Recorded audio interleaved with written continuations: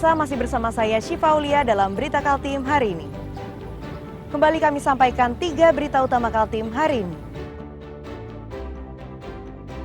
Ribuan mahasiswa dari berbagai perguruan tinggi di Samarinda datangi DPRD Kaltim memprotes kenaikan tunjangan DPR RI yang dianggap melukai rasa keadilan masyarakat.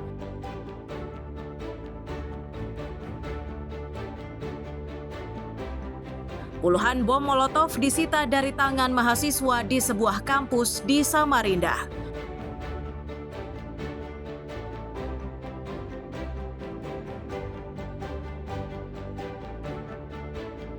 Kebakaran tragis menimpa sebuah tempat hiburan malam di Kota Balikpapan.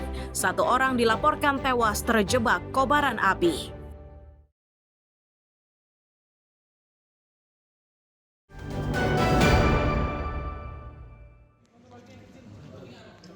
Puluhan botol bersumbu yang sudah diisi BBM jenis Pertalite inilah yang disita polisi dan TNI di kampus FKIP Universitas Mula Warman pada Minggu malam. Saat ini kesemua barang bukti tersebut telah dibawa di Polresta Samarinda. Selain bom Molotov tersebut juga terdapat 1 logo PKI yang turut disita. Kapolresta Samarinda menyatakan sebanyak 27 botol bom Molotov yang disita. Bersama barang bukti tersebut turut diamankan 22 mahasiswa. 4 diantaranya menjalani proses pemeriksaan lanjutan. Terkait logo PKI, polisi masih mendalaminya. Jadi sebagai gambaran, untuk perang ini ada yang berperan mengantarkan yang masih sifatnya bahan baku, itu dikemas dalam 1 karung, mulai dari dirigen, kemudian kain perca dan botol, diantarkan dengan sepeda motor ke sekretariat. Kemudian juga ada yang berperan sebagai pembuat, ya, sebagai pembuat ataupun yang meracik menjadikan bom ini. Itu kita temukan memang di TKP, tapi kami belum dalami ya keberadaan dari bendera ini, apakah ini memang milik dari adik-adik kita atau itu sudah lama di sana. Ini sedang kita lakukan proses penyidikan secara intens terkait dengan simbol PKI ini. Melihat kondisi yang terjadi, pemerintah Kota Samarinda meminta agar rencana aksi unjuk rasa yang digelar di gedung DPRD Kaltim bisa berjalan damai dan lancar. Para pedemo juga diminta untuk mewaspadai kemungkinan masuknya penyusup dalam barisan pedemo. Ini dimaksudkan agar aspirasi yang disampaikan tidak ditunggangi oleh aksi anarkisme.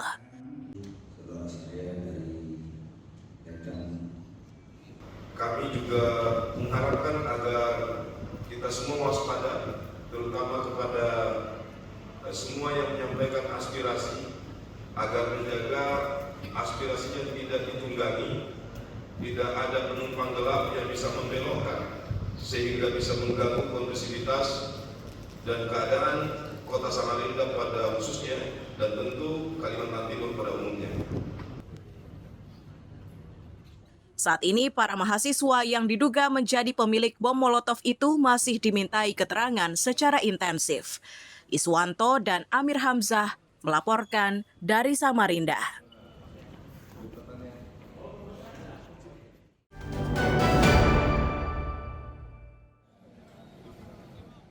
Inilah di antara personel Polresta Balikpapan yang dikerahkan untuk pengamanan aksi damai dari Aliansi Balikpapan Bergerak atau Barak pada Senin siang.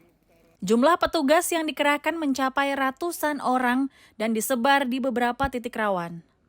Kapolresta Balikpapan menyatakan personel yang dikerahkan ini merupakan personel gabungan dari TNI dan Polri.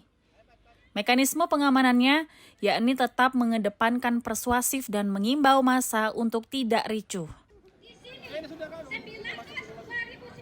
Personil 500, hampir 600 lah. 600 itu oke ya. Dari satuan mana aja Pak? Dari semuanya, seluruh stakeholder. Ada TNI, yaitu dari Lanal, kemudian Kodim, kemudian ada dari Satpol PP, ada dari di Damkar juga, ada dari Disub, dan personil Polresta Balikpapan. Ya. Bentuk pengamanannya seperti apa aja Pak? Ya, kita amankan secara persuasif yang pasti, ya. Dan kita himbau, jangan anarkis. Meski gedung DPRD dikepung oleh ratusan pendemo, namun situasinya tetap aman dan terkendali. Para pendemo berjanji akan terus bersuara hingga aspirasinya didengarkan. Riani Mantini dan Amir Hamzah melaporkan dari Balikpapan.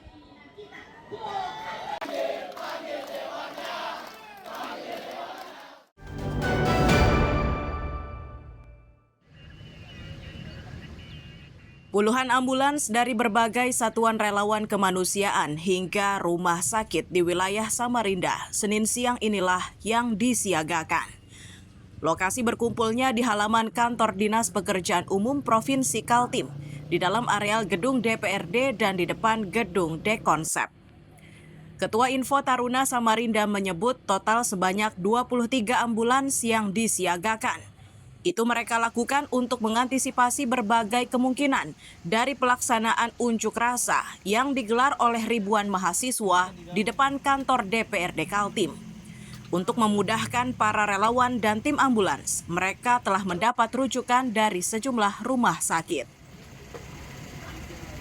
Dan untuk teman-teman ambulan, terdata sebanyak 23 ambulan, terdiri dari teman-teman relawan, kemudian juga ada PMI, ada dari Rumah Sakit Abdul Wahab Sarani, Rumah Sakit Atma Usada, dan Rumah Sakit Mata.